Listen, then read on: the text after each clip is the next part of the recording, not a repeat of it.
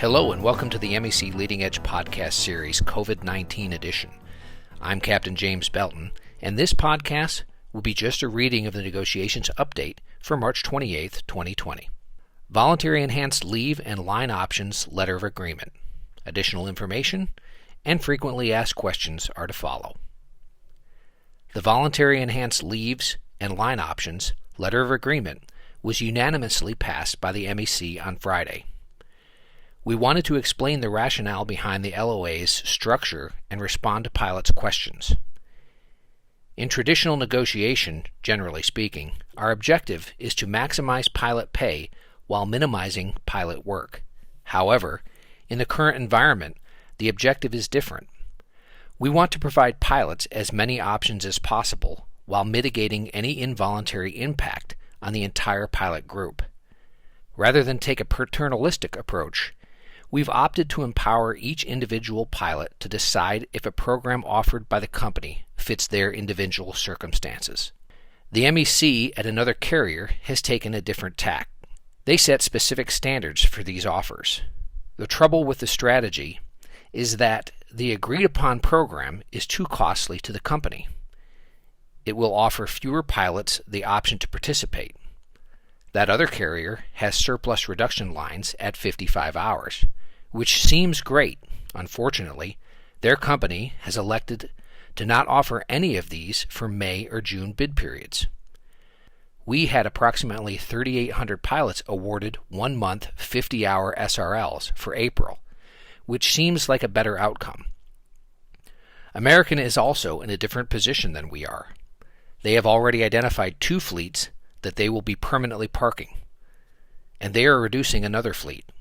Additionally, while they are the carrier with the largest debt load, they also have the most cash on hand. With this clarity on their fleet and extra cash, American was able to offer an attractive early out program. This made sense for their circumstances, as many of those pilots would have needed to be retrained in any case.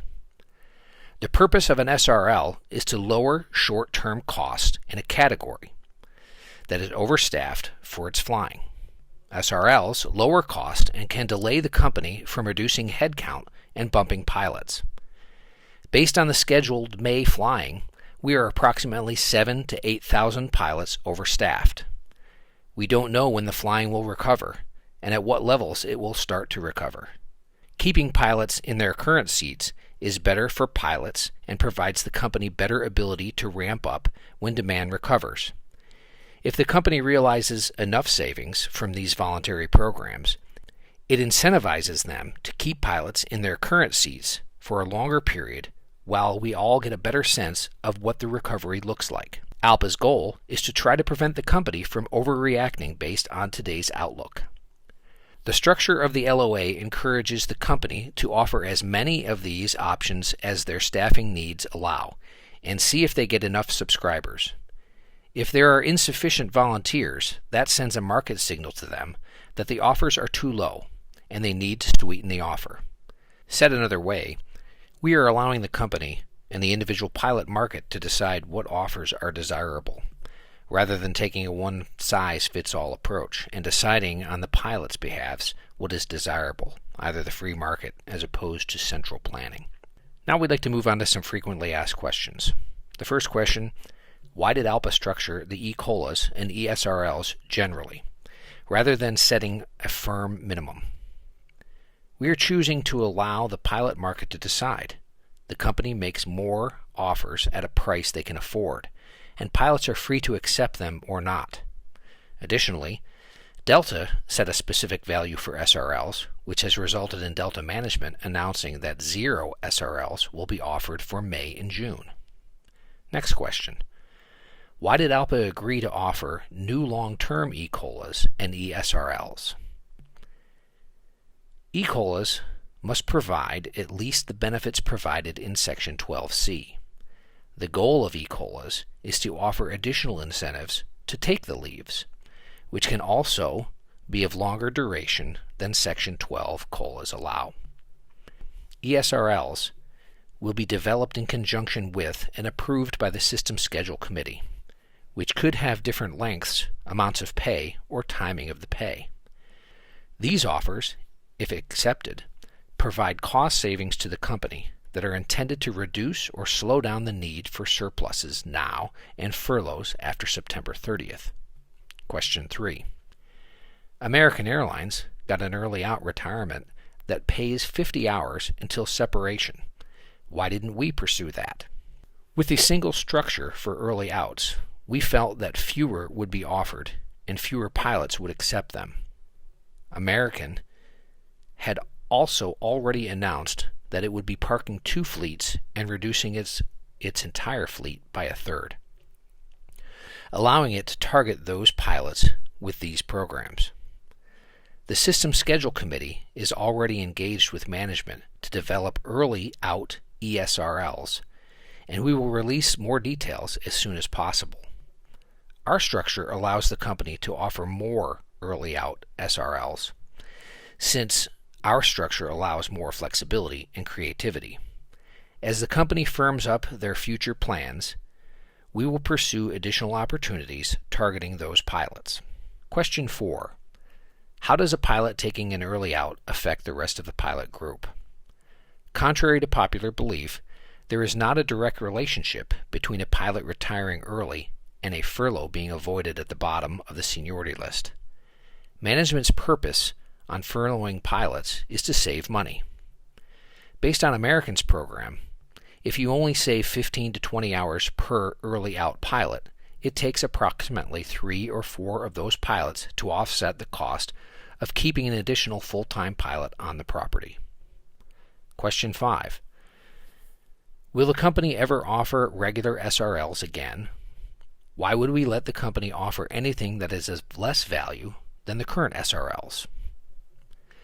Nothing required to offer them in the first place. At some point, offering pilots 50 hours to stay at home no longer makes financial sense to the company. By providing additional options, we expect the company will continue to offer options that pilots are free to accept or reject. Question 6. Why are we giving these savings to the company? The primary goal was not to save the company money, but to keep pilots in their current seats as long as possible. While the government stimulus stops the risk of immediate furloughs, if the company succeeds in realizing significant savings from these voluntary programs, they are less likely to need as many bumps and furloughs after limitations end. Question 7. How many SRLs did Delta offer at 55 hours? The answer is 0. But we had about 5,500 SRLs offered at 50 hours and about 3,700 SRLs offered and accepted for the April bid period. That seems better. Many pilots could not be awarded Section 20Q8 SRLs based on vacation or other criteria that would have been able to award the SRL. Question 8. Why would anyone let the company hang on to their pay or defer it? It's an individual decision about the likelihood of the delayed pay being lost in a bankruptcy. Is it better to have 50 hours now, or 30 now, or 30 later? That answer depends on the degree to which you think the delayed pay is at risk. This allows each pilot to decide for himself. Question 9. Will anyone actually take an empty line?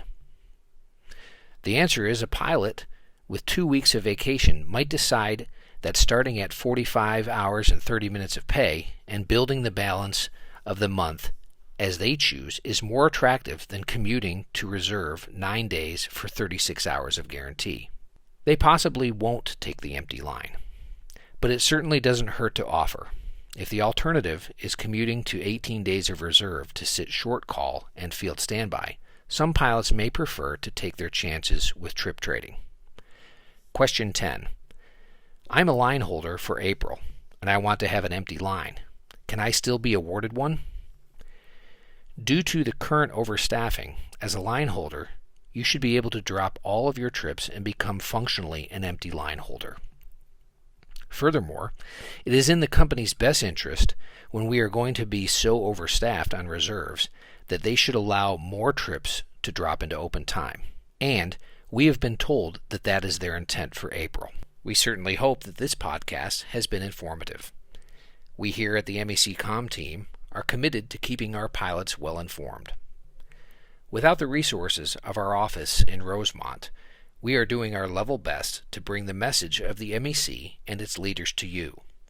As always, we implore you to get involved and stay informed. From the entire MEC, fly safe and stay healthy. I'm Captain James Belton.